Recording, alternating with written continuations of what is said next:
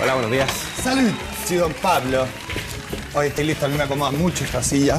¿Cómo están, Pablo? Hola, Bien, Pablo. Tomen asiento, tomen posición. Oiga, la Estamos Javi lo listos. está adelantando, esta Sí. aplicación de... No, muy buena. Oye, y quiero tomar un punto que estaban comentando recién acerca del pronóstico del tiempo, porque de hecho el fin de semana Sí, po. estuve haciendo unos trabajos en Cordillera y me tocó ver, obviamente hay nieve y eso obviamente atrae a la gente. Gente que subía con sus vehículos no necesariamente preparados. Sí, pues. Y comenzó una tormenta bastante intensa el día domingo, a eso alrededor de las 11 de la mañana, y la gente se encontraba estacionada en los caminos de tierra, bastante estrechos. La gente comienza a bajar y iba sin cadena. ¿En qué sector era ese? Entonces los autos comenzaban a patinar, entonces hubo que hacer un poco contención Mira. con los que estábamos ahí. ¿Qué debía hacer uno ahí, O sea, Pablo? obviamente hay que tener, estar Pablo, atento ¿en qué al parte pronóstico era del eso? tiempo. Era en el sector del embalse del Yeso.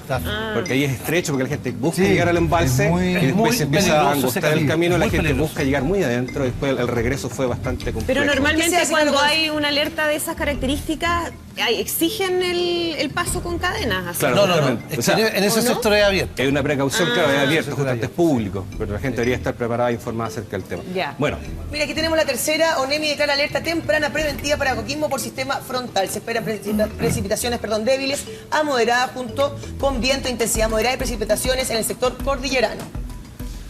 ¿En qué lugares? Porque lo hemos hablado, la zona, tú decías, hemos construido, se ha construido como a destajo finalmente. Hay muchos lugares, lo decía acá Iván hace un ratito, donde el agua no corre de forma natural como debiera porque finalmente se lo impide, digamos, o construcciones o calles o, digamos, planes urbanos que quizás no están tan bien diseñados, ¿no? o sea, justamente uno de los grandes temas que hemos tenido asociado al desarrollo urbano es que hemos ido impermeabilizando algunas zonas que tienen una función natural de absorber esta agua y entregarla finalmente a las napas subterráneas. Eso obviamente ha generado que de alguna manera estemos más expuestos a algunos eventos asociados a inundaciones. En el sector norte siempre la gran preocupación son las zonas producto de la generación que es muy distinta, que pueda movilizarse especialmente por las pendientes. O sea, no olvidemos que Chile en términos generales tiene distintos grados de riesgo. Y eso es un tema también que hay que identificar, o sea, de partida los riesgos naturales no existen, sino que hay que entenderlos como riesgos socioambientales, porque el ser humano a la medida que va desarrollando sus ciudades a veces no tiene o no contempla las dinámicas naturales y finalmente nos terminamos exponiendo a estos eventos de una manera justamente poco controlada. Entonces ese es un tema que es importante hoy en día analizar permanentemente en el desarrollo urbano de nuestra ciudad, entiendo que todas nuestras ciudades han crecido en los últimos años, y también tomando los aprendizajes que hemos ido teniendo permanentemente en los últimos años, que ha sido bastante intenso desde el punto de vista de lo que es la fenomenología de los riesgos socioambientales. Ya, pero para aclararle también a la gente en su caso, o sea, somos nosotros los que nos exponemos en definitiva Así es. a la naturaleza y por eso corremos riesgo. No es que la naturaleza nos ponga, porque es bien fácil verlo desde la otra perspectiva, digamos, es decir, la culpa es como de la naturaleza, del medio ambiente. No, No, claro. nosotros nos estamos exponiendo. ¿Cómo podemos evitar ciertas cosas? Porque tú decías lo de la impermeabilización, por ejemplo. Claro. Que también Jonás nos ha dicho muchas veces eso, que Santiago, por ejemplo, no absorbe el agua. Claro. O sea, además se pierden las aguas lluvias. Justamente. Construimos en lugares que no corresponden. ¿Cómo podemos empezar a tomar No conciencia hay de parques eso? inundables o no Claro, tanto, exactamente. digamos. Claro, o sea, hoy en día es muy importante el tema que de alguna manera hemos discutido. O sea, el determinismo geográfico nos indica que tenemos un territorio que tiene varias amenazas. O sea, hay que entender que esto es multiamenaza. Ya. Claro. O sea, veamos lo que pasó ahora con Arica la semana pasada, justamente lo habíamos hablado el martes y señalamos que esto volvía a poder a pasar. Y sucedió y bastante intenso. ¿Ya? Entonces, hay que entender primero que no es una gran amenaza. O sea, nosotros tenemos un poco una cultura transversal a los sismos. ¿Ya? De hecho, hemos aprendido mucho de eso y también ahora con los tsunamis. Pero hay que entender justamente que hay otras amenazas que nos van a dificultar nuestra calidad de vida en espacios urbanos. ¿Qué se requiere? Justamente internalizar estos procesos, especialmente en los que son los llamados a resguardar estos temas, que son los instrumentos de planificación territorial. Y ahí O sea, estamos obviamente Pablo, al debe. Lo primero es identificar esas amenazas. El Es lo primer, primero uno debe justamente, hacer, es ¿no? el gran tema. Lo primero es saber a qué amenazas estamos expuestos, porque eso es un elemento de lo que es la gestión del riesgo, saber a qué estamos expuestos y cómo estamos expuestos. Porque se lo digo, porque no es lo mismo obviamente habitar en el borde costero, especialmente en una zona de inundación, que en el plano. Las amenazas van a ser distintas. Claro. Y también frente a un sismo, no es lo mismo tener un evento sísmico bajo una construcción de adobe que no es sismo resistente que una estructura que ha respetado las normas sísmicas. Veamos lo que pasó en Ecuador. En Ecuador obviamente no había norma sísmica y de hecho según la arena que se utilizaba para construir edificaciones eran arenas extraídas de la playa, unas arenas que tienen sales. y las sales corroen muchas veces el acero y eso debilita la calidad de la infraestructura. Pablo, ¿el cambio climático nos va a generar nuevas amenazas? ¿Tendremos que estar como pendientes de que van a existir otras formas de establecernos en nuestro, la naturaleza, digamos? Todo indica que el cambio climático nos va a generar varios eventos que son, primero, asociados al tipo y distribución de las precipitaciones. Van a ser menos, pero van a ser más intensas. Y ese es un tema complicado porque el suelo, especialmente en la zona central, que está sometido a un estrés hídrico, no tiene la capacidad de absorber rápidamente esa agua y esa agua final circula, remueve un suelo que no tiene una cubierta vegetal fuerte y se producen las inundaciones. Ya, pero eso es culpa de que el suelo esté así es efecto del hombre, digamos. No necesariamente, porque son dos temas. Primero, cómo le hemos quitado absorción al suelo, especialmente por las construcciones en el piedemonte, que la precordillera es una gran esponja. Ya, la urbanización hacia la precordillera, en varias partes de Chile, no solamente acá en Santiago, le ha quitado una dinámica natural y una función natural que tiene la precordillera.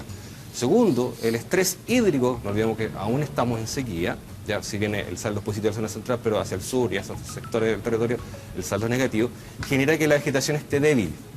Por lo tanto, la vegetación no tiene la misma capacidad para resistir lluvias tan intensas y puede movilizarse el suelo. Y ahí viene finalmente el desprendimiento de laderas. No olvidemos que nuestro país es esencialmente un país de montaña. Sí, claro, entonces los derrumbes son un elemento que también tenemos que tener considerado como múltiple amenazas. Pablo, porque se podría haber hecho de otra manera, porque finalmente igual las ciudades crecen mucho, entonces quizás alguien podría decir, ok, yo entiendo que estamos habitando, de repente lo vamos a revisar después con mayor detención, por supuesto, zonas de alto riesgo, pero quizás tampoco hay más, porque si no es unos edificios de cuántos pisos, digamos, y todo encerrado en puro edificio, y tampoco es la calidad de vida que la gente quiere. Entonces, ¿cómo se hace, cómo se planifica desde el término, no sé, de la geografía, del urbanismo y todo, una ciudad que no afecte tanto, que la gente no viva tan en riesgo, pero que al mismo tiempo crece como crece la población mundial, ¿no? Claro, justamente la ciudad de Santiago crece como muchas de las ciudades del mundo, una mancha de aceite. Como le dicen los urbanistas en el término técnico, el urban sprawl, una cosa que crece y crece. Pero justamente ese crecimiento debe ser controlado. Y de ahí aparece el concepto de urbanismo sustentable y de ciudades resilientes. ¿Ya? Porque sabemos que hoy en día hay una amenaza en todo lo que es el Piedemonte. Esta es una zona siempre compleja y muy frágil. Por lo tanto, ¿qué implica? Simplemente hay que decir no más en el Piedemonte. O sea, no podemos seguir interviniendo en esta zona. ¿Ya? Porque es claro que el efecto es negativo. ¿Ya? Y sabemos que hoy en día tenemos a mucha población expuesta acá, porque en los años 80 obviamente hay un cambio de paradigma de cómo es la función del Estado en cuanto al Estado controlador, y después queda un poco en manos del libre mercado cómo va creciendo la ciudad, cosa que obviamente nos ha traído consecuencias que la estamos viendo permanentemente. Entonces, ahí es necesario que el rol del Estado sea mucho más fuerte, especialmente a nivel de normas. Hay que restringir y sobre todo prohibir ciertas zonas que son complejas. Y hay amenazas nuevas que no conocemos, porque el otro día hablamos, por ejemplo, a propósito de las tormentas de polvo y arena del norte, que no está como, la ONEMI no tiene un plan para eso. Porque en la medida que se van suscitando, digamos, van apareciendo unas necesidades como, sabemos los sismos, tsunamis, aluviones, vulcanes, digamos, inundaciones, claro. Pero parece que van a ir apareciendo también, lo que hablaba un poco aquí Jaime, nuevas circunstancias, digamos, naturales que nos pueden afectar y que deberían ser consideradas como riesgosas. Porque justamente, claro, porque esto es muy dinámico. No olvidemos que también existen amenazas antrópicas. Lo que sucedió con el incendio del vertedero Santa Marta no es que era una nueva alerta. Claro. ¿Ya? Porque ¿Qué finalmente... es eso? No creo que entendamos lo que es amenaza antrópica. La amenaza antrópica es una amenaza que genera el ser humano, asociada a sus propias actividades. Un basural. Entonces el relleno sanitario, si bien es un relleno sanitario, hubo un evento que no estaba de alguna manera previsto, y se produjo un desprendimiento, lo que posteriormente generó un incendio. Y por toda la dinámica de viento que existe en Santiago, esta nube tóxica se movilizó al norte y generó, yo lo que me fui, mi hijo amaneció muy enfermo esa mañana, o sea, a mí no me dicen que no era tóxica la nube, ¿cierto? Claro, era tóxica, lo era. Entonces, mundo... eso es una amenaza que hay que de alguna manera asumirla, y así puede pasar con establecimientos químicos, y accidentes en carretera. Hay varios temas que siempre tienen que ser considerados en la dinámica urbana. Hay protocolos, sí, pero permanentemente hay que estar monitoreando nuevas posibles amenazas. Los incendios se transformaban en amenazas bastante recurrentes. No olvidemos que antes los incendios eran una temporada, ahora es prácticamente todo el año. Sí, porque en general los fenómenos meteorológicos, fenómenos atmosféricos, fenómenos de la naturaleza son conocidos. Así es. Lo que puede haber una mayor recurrencia, mayor cantidad de energía liberada. Lo que pasó hace un par de días atrás en la región de la Araucanía, que aparentemente llegó una especie de tornado en un sector y arrancó una cantidad de árboles impresionante. Esos son fenómenos conocidos. problema está justamente en que cómo podemos defendernos de eso. Eso ya es muy difícil porque es parte de la naturaleza. Claro, y ahí viene el tema, el gran desafío que tenemos hoy en día aquí en adelante, que es la adaptación. Obviamente el cambio climático nos va necesariamente, nos exige que nos adaptemos. Y esa adaptación pasa por elementos asociados a cómo vivimos. Obviamente el elemento más básico de nosotros es la vivienda, es un elemento más preciado para la transversalidad del chileno. Y ahí tenemos que asumir especialmente cómo entendemos nuestra seguridad dentro de la vivienda. Por ejemplo, en el norte, la variabilidad climática nos indica que las precipitaciones van a ser más intensas en el norte, ¿ya? Por lo tanto, hay que adaptar nuestra vivienda a esta fenomenología. Veamos con el viento lo que pasó con los techos. Un elemento más comentado fue las voladuras de techo. Entonces, obviamente hay que revisar qué está pasando a nivel Lo comentábamos acá, que las condiciones de asentamientos. vivienda son precarias. Precarias no significa que sean pobres, sino que están poco preparadas, que son poco estables, son poco seguras. Porque antes no existía la necesidad de Justamente, estar adaptada a eso, claro. Eso tiene que ser adaptado ahora, en la Ahora, actualidad. tú decías, hay que ir haciendo modificaciones respecto a los cambios que se están viviendo. ¿Estamos realmente conscientes de aquello? Porque, por ejemplo, el tema de los incendios que tú mencionabas recién. Hay un origen normalmente que es humano, ¿no? Bueno, sí, Prácticamente 29% todos de los incendios incendios en nuestro país son provocados, no son espontáneos como sucede en otras partes del mundo. Pero sí hay una mezcla de elementos, como las altas temperaturas, los vientos. Está pasando, por ejemplo, en otros países, en California, que están con temperaturas de cerca de 50 grados, situaciones inéditas, en Australia. Entonces, claro, nosotros estamos realmente conscientes de eso para prepararnos a lo que se nos viene en términos de cambios de las condiciones climáticas. A ver, un tema que hay que reconocer es que sí, hemos logrado avanzar en cuanto a identificar las amenazas. Ya sabemos que las amenazas están de alguna manera catastradas. Ahora, obviamente un catastro que siempre tiene que ser revisado. Un primer elemento es el catastro. Ahora, un segundo elemento es cómo llevamos ese catastro a los instrumentos que finalmente benefician la calidad de las personas. Y ahí un tema que transversalmente todos los autores critican, que el instrumento por excelencia en este país es el plan regulador, tanto los metropolitanos como los comunales. No todas las comunas tienen un plan regulador comunales porque son caros, menos todas las comunas tienen profesionales contratados para enfrentar, especialmente ni menos planificar, porque a lo más hay oficinas de emergencia que responden a la emergencia, pero no actúan frente a la prevención y a la gestión. Porque esos Y planes ese es un reguladores tema quedan además obsoletos rápidamente. y quedan a conciencia de cada comuna, finalmente. Sí. O sea, cada comuna determina sus planes Y reguladores. además están sujetos también a intereses comerciales, entonces muchas veces son... Hay temas porque lamentablemente nosotros en el país somos campeón de los estudios, muchas veces estos estudios quedan guardados y no se integran en estos instrumentos de planificación.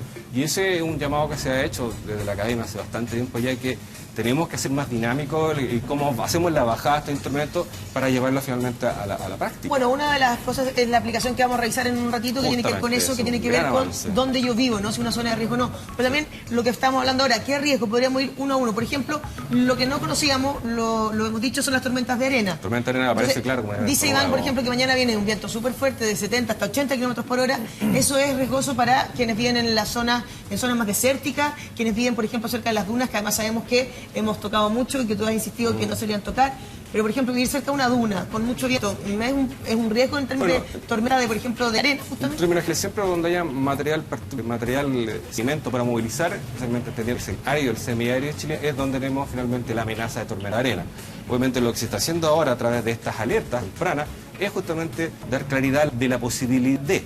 Entonces, obviamente, las personas en su vida diaria tienen que asumir esto. Ya la gente probablemente sabe que va a tener que resguardar, evitar moverse en determinados horarios y también tener cuidado con lo que es y en el fondo una alerta temprana implica el primer paso, ¿no es cierto?, ante otras alertas más, que implica una vigilancia permanente de algunos fenómenos que pueden ser riesgosos para la población.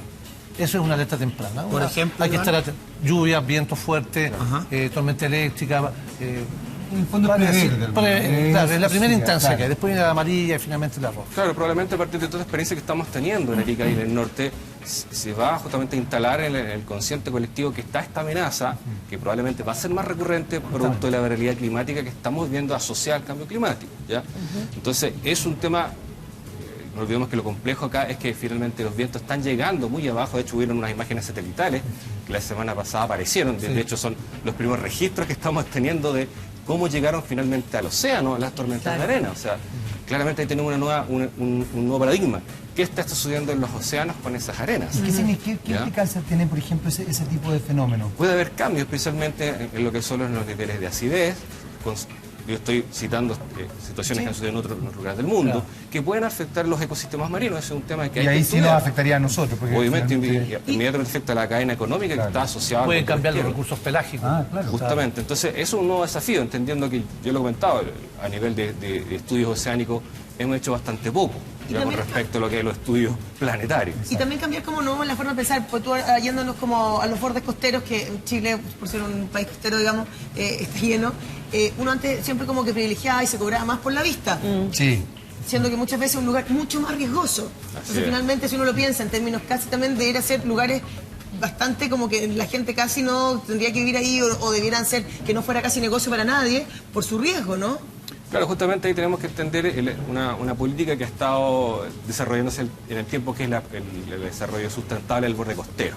Y eso implica justamente contemplar estos elementos de vulnerabilidad asociados a amenazas que es el tsunami, que es Porque una la idea era amenaza como vivir permanente. arriba de la ola, o sea, No, como- claro, o sea, uno ve en varias playas, particularmente lo que me tocaba estudiar a mí, que es Coquimbo Serena, prácticamente la conurbación se ha hecho de una manera muy importante Sobre el mar. en la terraza Claro. más cercana Claro. al mar. Y vemos cómo también se ha ido, de alguna manera, levantando el elemento natural que tiene resguardo al borde costero, que son estos humedales. ¿Ya? Entonces ya se han generado elementos que están ciertamente gatillando un nuevo desarrollo urbano. Y ahí uno entiende, la pregunta es obvia, pero ¿por qué se sigue permitiendo construir acá? Obviamente llegamos a que hay una debilidad normativa, ¿ya? Porque si tal permiso, si se dio el permiso, obviamente alguien lo dio. O sea, por lo tanto, hay una estructura legal que facilitó que esta persona se asentara con un proyecto en el sector de Coquimbo. Para ti, ¿cuál es el riesgo más? Porque finalmente hablamos de los sismos, los terremotos, y sabemos que en general el país está bastante preparado. O sea, ya hay una conciencia, hay unas reglas de construcción que son bastante, digamos, rígidas y funcionan bastante bien en la mayoría de los casos. ¿Cuál te parece a ti que es lo que más falta ahora en términos de riesgo? Yo creo que en términos de riesgo aún falta internalizar la experiencia de los tsunamis, ¿ya? Porque no, hemos visto un poco lo que ha sido la experiencia de la reconstrucción del Claro. 27F y lamentablemente muchas de las reconstrucciones se han hecho nuevamente en zonas En de el riesgo. mismo lugar. ¿Ya? Porque es muy complejo, a veces el voto a veces no es muy popular expropiar a veces en un sector y eso lo puede tener un costo político y a veces lamentablemente para ahí pasan decisiones fuertes. Entonces ahí falta una decisión obviamente mucho más fuerte, decir aquí no porque el riesgo es permanente. O sea, tenemos que tener en ese sentido lo que es gestión del riesgo una visión a largo plazo. Y ese es un tema que nos ha costado de alguna manera tener en algunos riesgos específicos, porque también nos falta asociar el riesgo a lo que son las inundaciones, lo que son con respecto a los aluviones, lo que son los derrumbes. El O incendio en sea, Valparaíso. Pablo, que en el fondo las decisiones esta de urbanización debían pasar por entes técnicos y no políticos. Eso, de hecho, muchas veces pasan por entes sea, se técnicos, supone que debiera pero el ser problema así. a veces no se hace la bajada. Claro. Exactamente. Es el tema, o sea, el incendio de Valparaíso también nos dejó muchas experiencias. O sea, las quebradas de Valparaíso sabemos que son muchas veces las partes altas convertidas en basurales. Y eso se transforma además en combustible para los futuros Exacto. incendios. ¿Ya? Y hay muchos asentamientos que justamente crecen de una manera irregular, o sea, se desarrollan fuera de la planificación urbana. Y eso tiene que de alguna manera ser acogido Pero- por los planificadores y tener las medidas de mitigación. Pero Pablo, ¿qué conclusiones piensa usted que se sacaron? Porque finalmente uno hoy día va a darse una vuelta por Valparaíso y entiende que se construyó básicamente en el mismo lugar que se vio afectado. Sí. Y que obviamente las condiciones... El riesgo continúa, digamos. ¿Ah? Que el riesgo sigue. digamos, Absolutamente, se podría volver a El riesgo de la pasar. amenaza absolutamente. está, Absolutamente. absolutamente. Entonces uno dice, claro, si bien vamos sacando conclusiones y evidentemente podríamos, en base a esas conclusiones, mejorar en muchos aspectos, finalmente ni los municipios ni los planos regulares toman medidas eficientes en relación a los problemas que presentan, porque es cosa de darse una vuelta Claro, finalmente. o sea, justamente Valparaíso es considerado a nivel de densidad de incendio una de las zonas más peligrosas desde el punto de vista tanto lo que es la exposición como la ocurrencia de incendios. De hecho, lo vamos a ver después en el mapa que presenta el visor, que genera la ONEMI. Porque justamente ahí la pregunta que hace Mar es una buena pregunta, pero a veces la respuesta es bastante compleja de darla, porque son finalmente varias decisiones que no se han tomado por distintas causas. Porque hay un tema complicado también en Valparaíso que tiene que ver que muchas de las viviendas que se quemaron en ese gigantesco incendio eran viviendas que no estaban regularizadas, o sea, que estaban en terrenos tomados o en un terreno que era para una vivienda y habían 5, ¿no? Y la gente tiene sus raíces en esos cerros, claro. por lo tanto Es un tampoco tema. es llegar y sacarlas. Ahí hubo un problema bien grande, me recuerdo, cuando se hizo el catastro respecto de las víctimas, de mucha gente que no quería quería salir, no quería que la trasladaran a otro sector, sino que quería seguir viviendo donde siempre vivió Porque toda tiene su su historia, vida. tiene Justamente, Exacto. claro, porque eso va asociado a lo que se llaman las redes. Ya, las redes justamente lo que sucede en los sectores que muchas familias viven con todo su grupo, ¿ya? Claro. Y se cometieron algunos temas que obviamente se sacaron sectores de población y se trasladaron a otro, pero se rompió la red. Y eso es justamente un elemento que hay que considerar, porque el ser humano obviamente somos individuos de experiencias y de cariño. Un poco complejo, ¿ya? además. Claro, hay un geógrafo norteamericano que se llama Yi-Fu Tuan, ¿ya? Que habla justamente de este tema de las redes. Y justamente como nosotros construimos en nuestros territorios, lo que se llama la topofilia, el amor por la tierra. Y es un elemento que hay que considerar justamente planificación cuando debemos relocalizar territorios, o sea, asentamientos a otros territorios. Y ahí yo creo que es un tema que hay que analizar permanentemente el caso del Paraíso, porque como dice Andrea, son asentamientos irregulares, que están fuera de la planificación, pero eso no implica que no requieran control. Absolutamente, porque requieren, o que obviamente, no haya responsabilidad resguardo de parte de la adecuado, autoridad. justamente. Y también hemos vivido como un poco en el desconocimiento, yo siento. O sea, cuando se habla de empoderamiento, digamos, de la sociedad y todo, también falta, porque finalmente uno espera que sea, porque es lo que debería ser, la verdad es que la autoridad dijera, saben que este lugar es riesgoso, aquí no se puede vivir o vivir es muy peligroso finalmente. Pero eso no pasa. Entonces lo que hacemos también cuando, en el fondo, cuando tú vienes para acá, lo que vamos a ver en la aplicación y todo, es por último, si eso no lo están haciendo, empieza uno también a tener responsabilidad sobre el lugar que uno elige para vivir o para construir, o para tener cierta conciencia, ¿no? Claro, eso es un tema importante, o sea, cómo finalmente la gente de la ciudadanía se informa de él. Lamentablemente no todos tienen los accesos a la misma información. Sí, sí. Y otro tema que es complejo, no toda la información también está disponible. O sea, lo que hace la ONEMI yo creo es un tremendo avance en democratizar información que está más bien resguardada hacia la academia, ¿ya? Justamente presentar estas planimetrías que nos indican cuáles son las zonas más vulnerables, ¿ya? Nos permiten tener por lo menos una información mucho más acabada del territorio que habitamos y en el cual transitamos, porque no vemos que no solamente habitamos, sino que nos movemos permanentemente, tanto de lo que es nuestro lugar de residencia, el de trabajo, o como también nos movemos a territorios que amplían nuestra red, como son los territorios de vacaciones. Ya que no olvidemos que mucha gente del 27F estaba de vacaciones en los sectores y sufre finalmente el impacto, y esto deja mucho más vulnerable porque estás lejos de tu red de ayuda más inmediata y lo que te hace más vulnerable.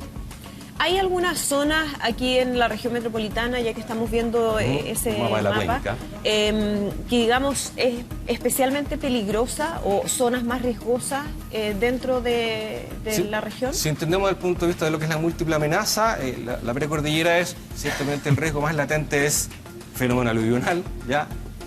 Y el plano, obviamente, está expuesto todo lo que es, especialmente hacia el sector poniente, porque hemos visto que Santiago tiene por dinámica topográfica, tiene una pendiente que va hacia el poniente, por lo tanto las aguas tienden a acumularse en el sector de Pudahuel, Renca, y de hecho vemos todos los años cómo se inundan cuando hay lluvia intensa en estos sectores. De hecho, en épocas pasadas estos sectores habían lagunas en el registro prehistórico, y así lo evidencia el registro ¿Y en ese fósil que se sentido, encontraba en el Pablo, sector. la lógica de crecimiento urbano debería ser hacia la vertical? ¿O tampoco es probable? Te estoy pensando porque en definitiva, ¿cómo se está potenciando la idea de que se fomente el crecimiento demográfico, se está potenciando la idea de que somos un país que está envejeciendo, por ende las ciudades van a seguir creciendo? Esta mancha de aceite, la idea sería que fuera hacia arriba para que... Claro, aquí tenemos un poco dos vertientes que analizan la ciudad, porque tenemos los que son los expansionistas, que dicen que la ciudad debe crecer, precisamente para que la gente permita tener casas con patio, ¿ya? Y otros que dicen que debemos densificar. En lo personal, claro, hacia arriba. En lo personal yo creo que densificar no es muy sustentable, la ciudad en extensión no es muy sustentable. La mancha de aceite que hablaba. Porque la última modificación que se hace al Plan Regular Metropolitano de Santiago es que crezca sobre nuevas áreas rurales. Primero estamos perdiendo zonas rurales que son provisión de alimentos y zonas que además naturalmente son zonas de absorción de agua. Ya no quedan chacras ya. Bueno, Pablo, muy poco. Pablo, en relación a lo que usted está hablando de la construcción en la zona precordillerana, se habla de la cota 1000. ¿Qué es lo que es la cota 1000 y por qué se pone como límite en términos de construcción? La cota 1000 hay que entender que es la distancia recta desde el nivel del mar. Entonces, los 1000 metros sobre el nivel del mar es el límite de la expansión urbana. O sea, hasta ahí debe crecer la ciudad. No más allá de eso, porque sobre eso ya es muy peligroso hacia la pendiente y por todos los fenómenos naturales que hay. Pero diría que desde mucho más abajo ya de la cota 1000, la precordillera es vulnerable. O sea, habitar ahí implica una serie de riesgos que deben ser mitigados si vas a habitar ahí. ¿Ya? Se habla hasta de 800 metros, por lo menos en la zona central. ¿Podemos ir revisando comuna por comuna cuál sería el riesgo? Porque tú, por ejemplo, acá adelantado un poquito que Pudahuel y Renca son, digamos, más inundables. Claro, si vemos el punto de vista de la vulnerabilidad, tenemos asociados elementos de inundación y también vemos la amenaza que se transforma en la acción antrópica de la contaminación.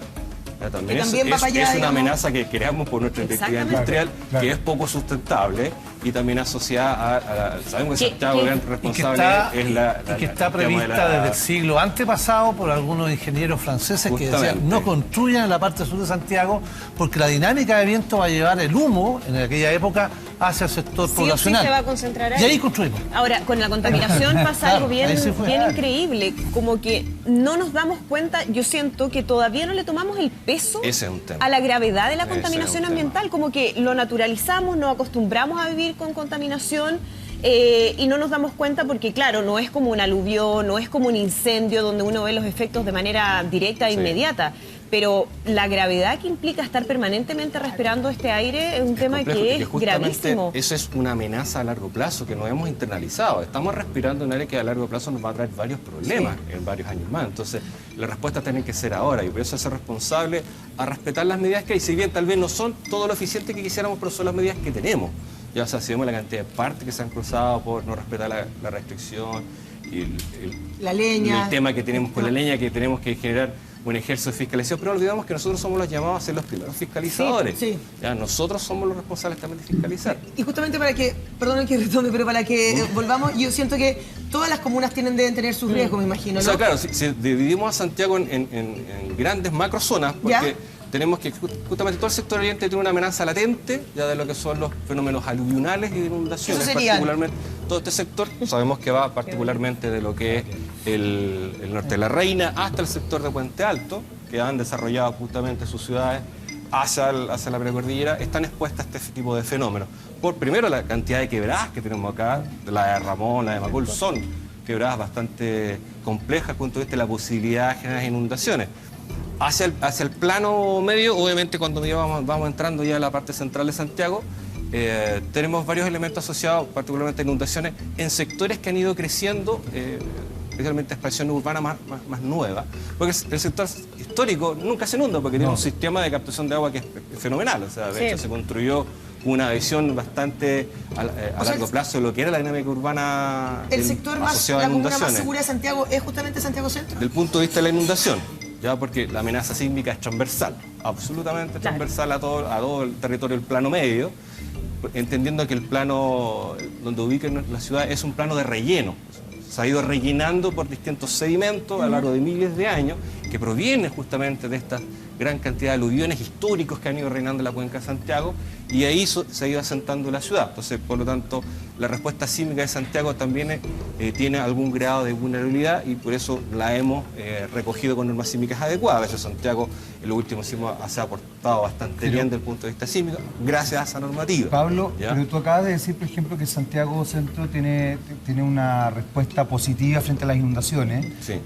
O sea, claramente el que el resto de las comunas fallen en ese aspecto tiene que ver nuevamente con que los hombres no hemos hecho bien la pega a la hora de construir nuestras ciudades, digamos. Claro, porque tenemos claramente una deuda pendiente de lo que son la infraestructura que permite Claro. captar esa agua lluvia y conducirla a lugares seguros. Eso hay un plan ahí que está justamente al debe, que se está trabajando hoy en día en poder de alguna manera ponernos al día en esta infraestructura. Pero en algún de minuto se captación de agua construyó lluvia. sin pensar justamente en que somos un sector lluvioso, en que podemos ser Especialmente, permeables a claro, inundaciones. se construye justamente. Lo que pasa es que muchas veces la ciudad se va construyendo asociada a proyectos específicos, ¿ya?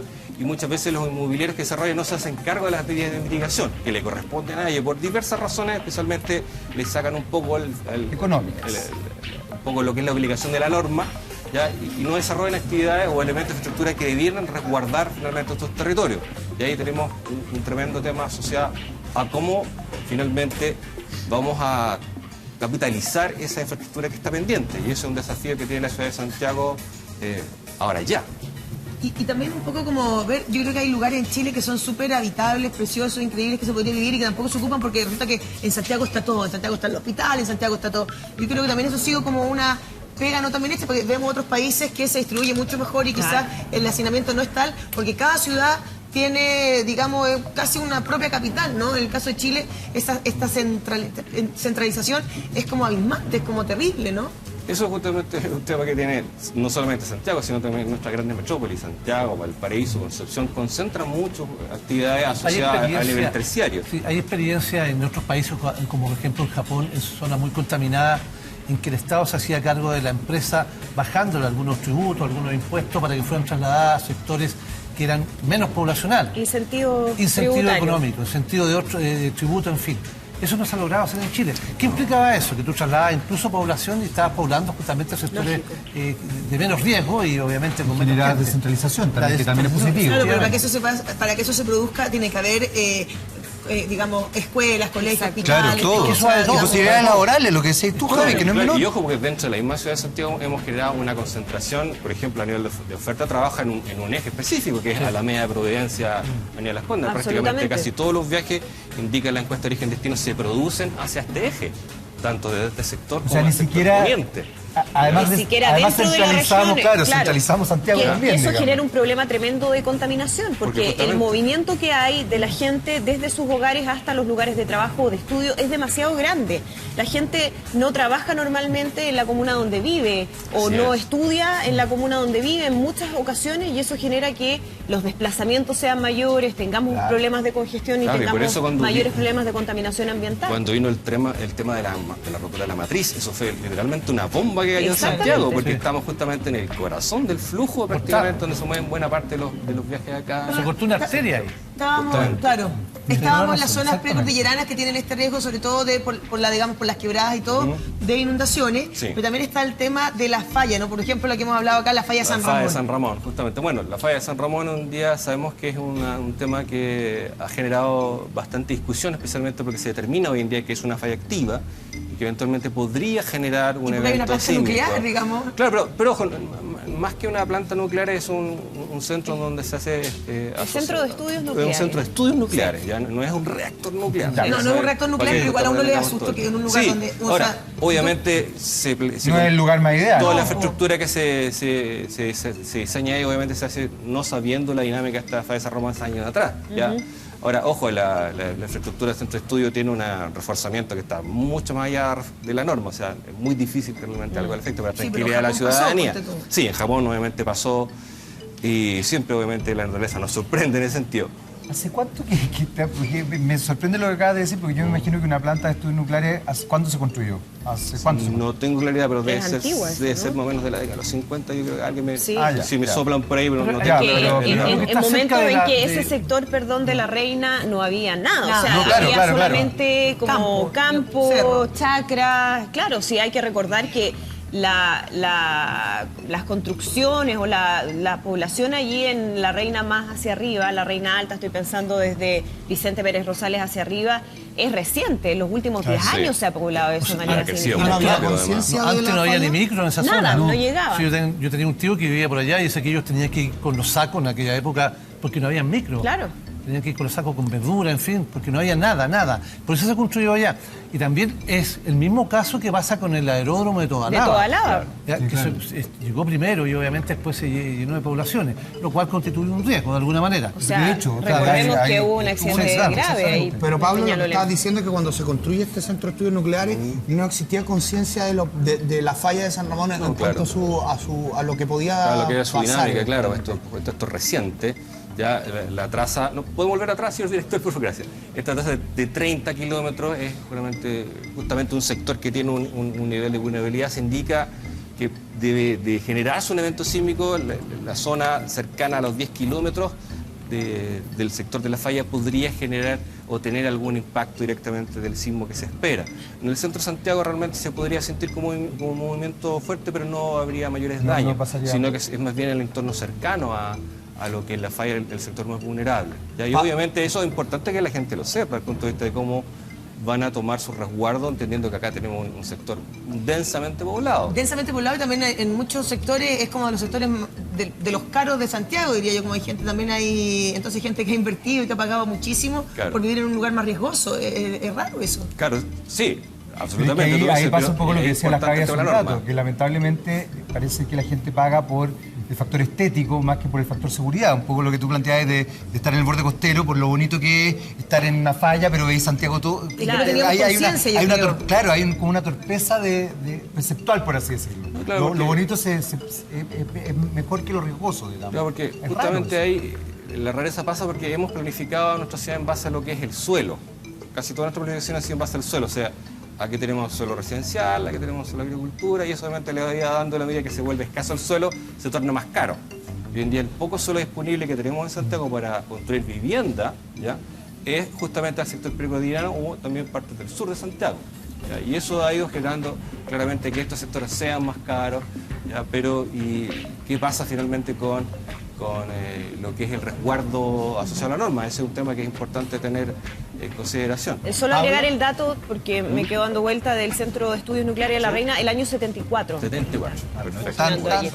Pero en esa época no había absolutamente nada. O sea, en ese momento sí, quizás fue una buena decisión haberlo Claro, en su momento, claro, no se conocía de la dinámica. ¿Y la falla siempre se produce en relación a bordear o a bordear un cerro como lo estamos viendo en esta diapositiva? Se lo pregunto, o se puede dar en otra parte de la ciudad. Bueno, se lo pregunto por otras partes de Chile. Chile tiene una gran cantidad de fallas. Esta es una de las fallas importantes asociadas por la cantidad de gente que vive acá, pero de hecho todo el país se entiende como un relieve fracturado, porque hay que entender que la cuenca de Santiago está contenida con dos grandes relieves, que es la cordillera de la costa y la cordillera de los Andes. Justamente la base de la cordillera de la costa también corre otra falla, ¿ya? Pero en ese sector no es densamente poblado, por lo tanto no hay una mayor amenaza, ¿ya?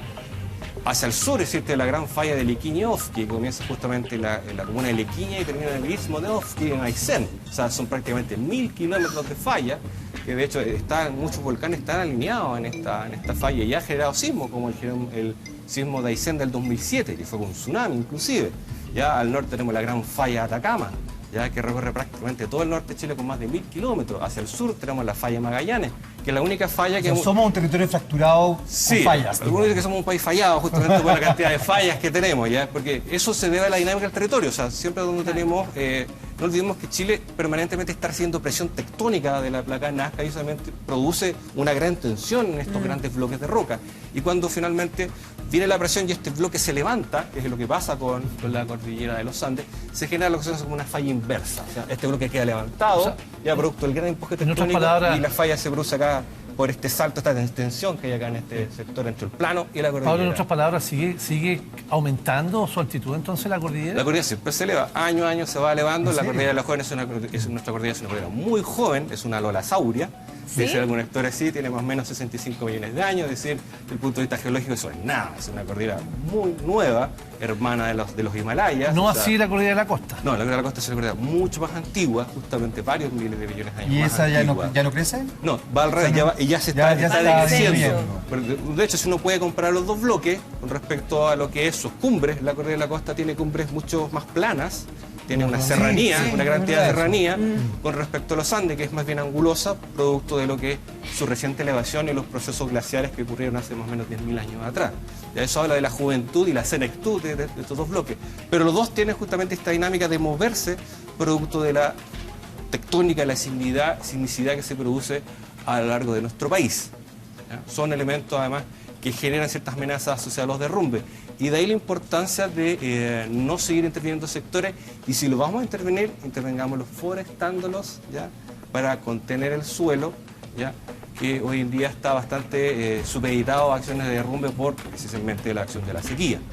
¿Ya? Pero, y también, por ejemplo, el otro día cuando llovía bastante en Iquique, la gente preocupada, digamos, porque hacia la zona de Pozo Almonte y todo, el camino uno ve que de repente las construcciones están como arriba de una duna, por así decirlo, que arena como suelta, ¿o no? Bueno, de hecho, el norte de Chile, especialmente todo lo que es la zona de Iquique, está reconstruido. Por ejemplo, se fija que hay una gran diferencia acá entre lo que es el plano de Iquique. Acá tenemos esta duna, que es la duna del Dragón, que bordea el sector oriente de Iquique.